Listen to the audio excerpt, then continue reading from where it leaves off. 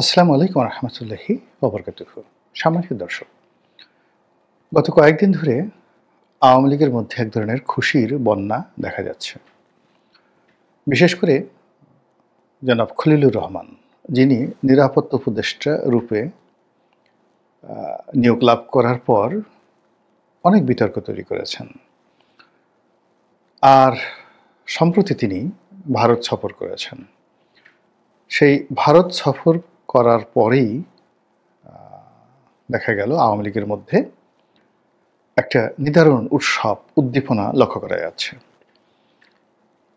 বাংলাদেশে যে সকল আওয়ামী লীগের নেতাকর্মীরা পালিয়ে আছেন, তাদের অনেকগুলো যে ইন্টারনাল কানেক্টিভিটি রয়েছে, নিজেদের মধ্যে তারা যে সকল কথাবার্তা বলে, তারপরে তাদের যে সকল ওয়েব মিটিংগুলো হয়, এগুলো লিক বা এগুলোর অনেক খণ্ডিত চিত্র ইন্টারনেটে অনেক সময় ভাইরাল হয়ে যায়। তো সেখানে গত এক সপ্তাহে দেখা যাচ্ছে যে তারা অনেকটা ইউরেকা কি যেন একটা পেয়ে গেছেন জনাব খলিলুর রহমান সাহেবের দিল্লি সফরের পর।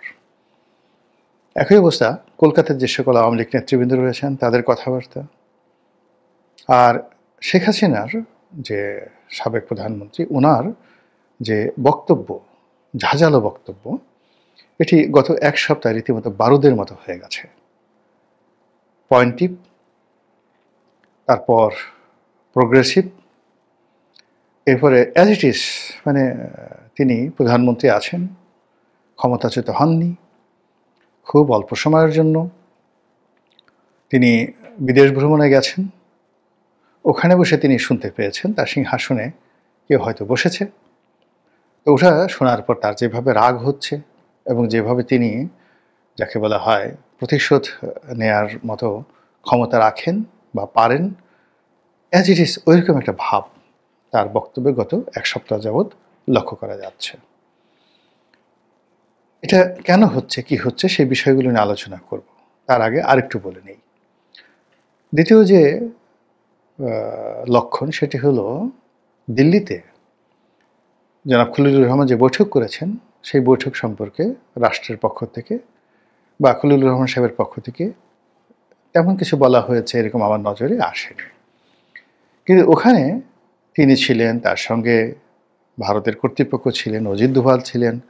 অজিত দোভালের সঙ্গে আবার মার্কিন রাষ্ট্রদূত ভারতে যিনি আছেন নিয়োজিত, সেই মার্কিন রাষ্ট্রদূত ছিলেন। এরকম বৈঠক হয়েছে, নানা রকম সেই বৈঠকের মানে সত্য মিথ্যা বানানো, কুৎসা, what ever maybe, does not matter. Awami লীগের যারা লোকজন রয়েছেন সোশ্যাল মিডিয়াতে, তারা এত চমৎকারভাবে তারা সেই জিনিসগুলো প্রচার করছেন।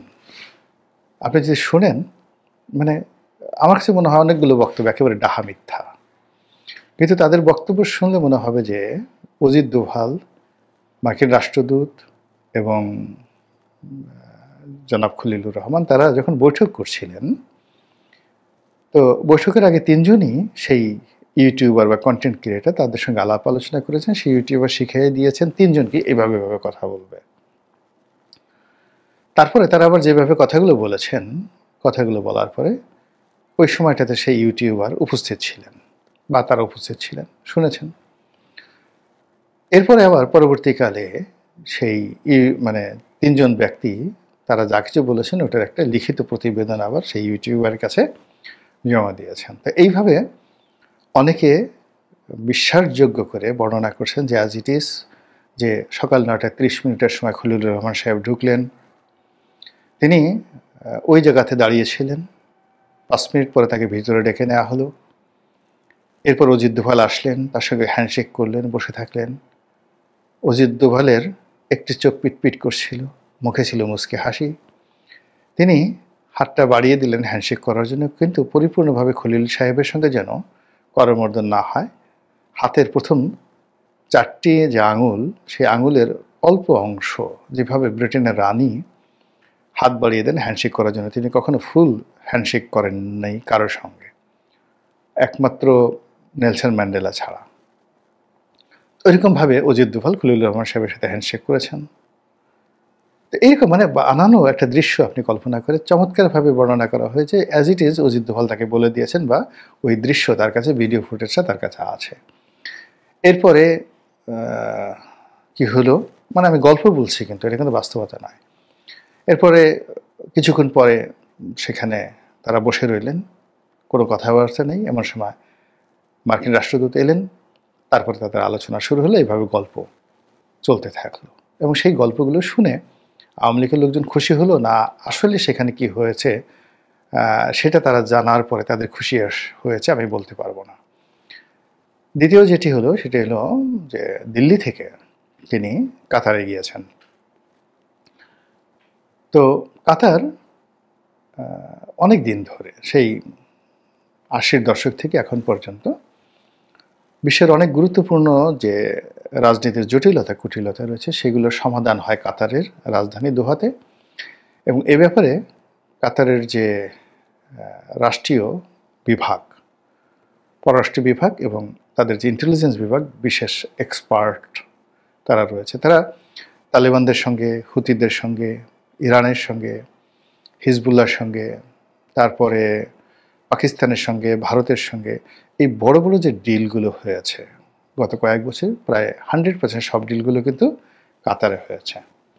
এমনকি রাশিয়ার সঙ্গে যে ইউক্রেনের যে ডিলগুলো, এটার প্রাথমিক ডিলগুলো কাতারে হয়। একবার দুবার এরদোয়ান চেষ্টা করেছিলেন সেটা তুরস্কে করার জন্য, কিন্তু সফল হয়নি। কাতার এখানে সফল হয়েছে।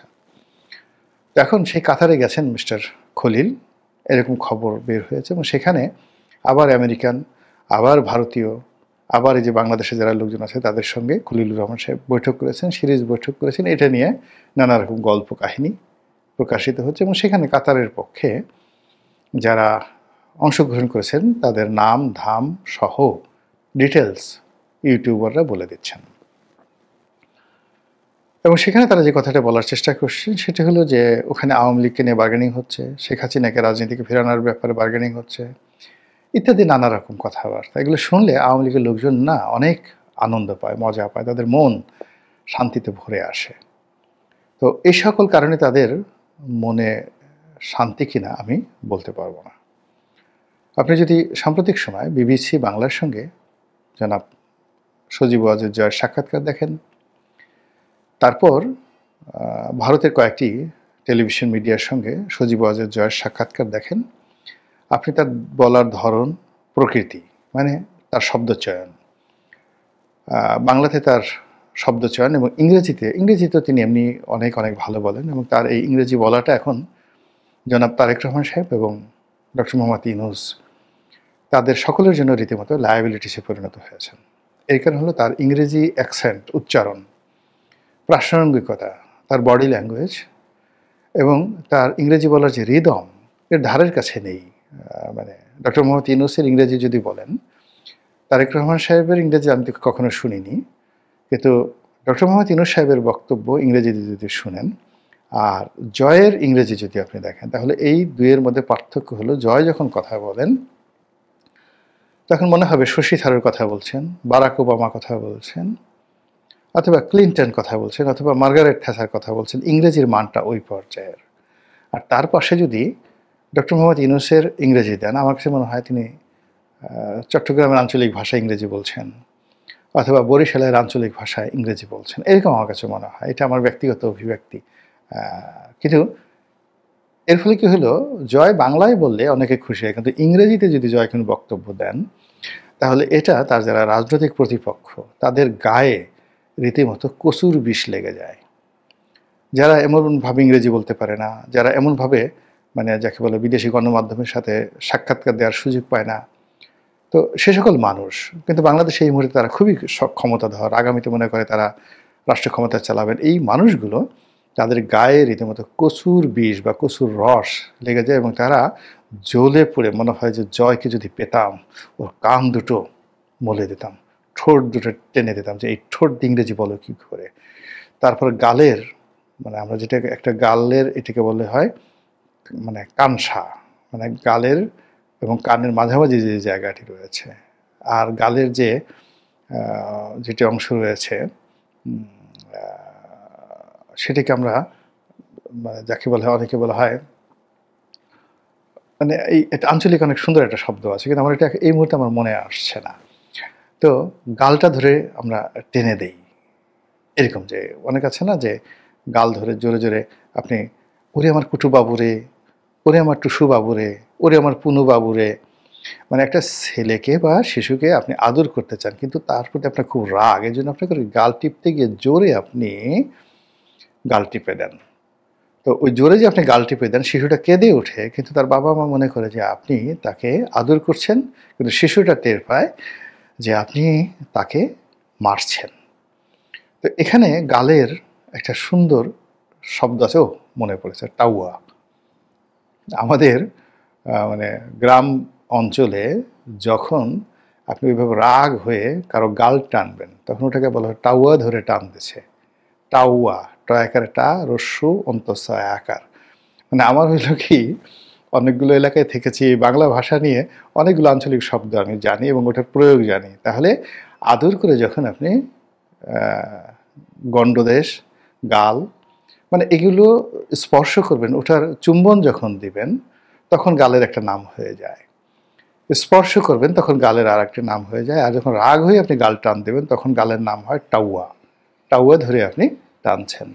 এরকম তারেক রহমান সাহেব না ঠিক, বা জামাতের আমি শফিক সাহেব না, কিংবা ডক্টর মোহাম্মদ ইউনূস নন, কিন্তু তাদের যারা সমর্থক রয়েছেন, যারা চান যে তাদের নেতারাও জনাব সজীব ওয়াজেদ জয়ের চাইতে অনেক ভালো ইংরেজি বলবেন, কিন্তু যখন দেখেন এরকম ইংরেজি তারা শুনতে পান না, কিন্তু জয়ের মুখ দিয়ে ধরনের কথাবার্তা আসে, তখন সবাই মনে হয় যে বেটা টাউয়া ধরে যদি জোরে মতো কয়েকটা টান দিতে পারতাম, এরকম অবস্থা। তো জয় সাম্প্রতিক সময় যে ইংরেজিতে যে ভাষণগুলো দিচ্ছেন, এটা যথেষ্ট উত্তেজনা তৈরি করছে তার প্রতিপক্ষের মধ্যে। আর তিনিও কথা বলতে বলতে ধীরে ধীরে আরও প্রোগ্রেসিভ হচ্ছেন, পয়েন্টিভ হচ্ছেন, প্রফেশনাল হচ্ছেন, এবং আওয়ামী লীগের যারা লোকজন রয়েছেন তাদের মধ্যে আশা জাগাচ্ছেন। আর বিরোধী পক্ষের মধ্যে যারা প্রপার রাজনীতি করেন রাইট ওয়েতে, তাদের দৃষ্টি আকর্ষণ করছেন। গেল জয়ের ব্যাপার। সবচেয়ে যে কথাটি বলে আমি আজকের বক্তব্য শেষ করব সেটি হলো,